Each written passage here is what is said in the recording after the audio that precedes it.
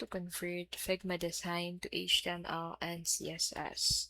So whether you're a designer handling off to developers or building a site yourself, converting Figma designs into clean HTML and CSS can be done manually or with powerful plugins. So first thing you can do for your manual conversion is to go ahead and inspect design elements.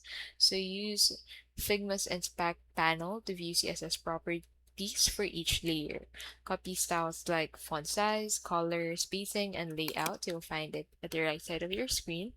And then structure your HTML based on this semantic HTML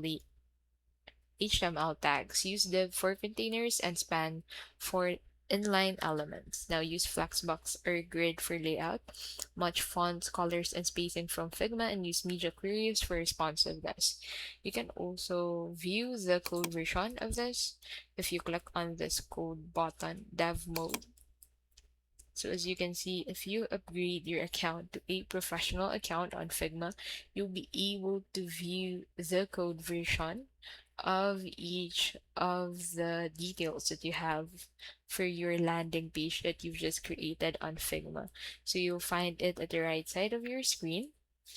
So you can go ahead and copy these codes and then place it into your HTML file.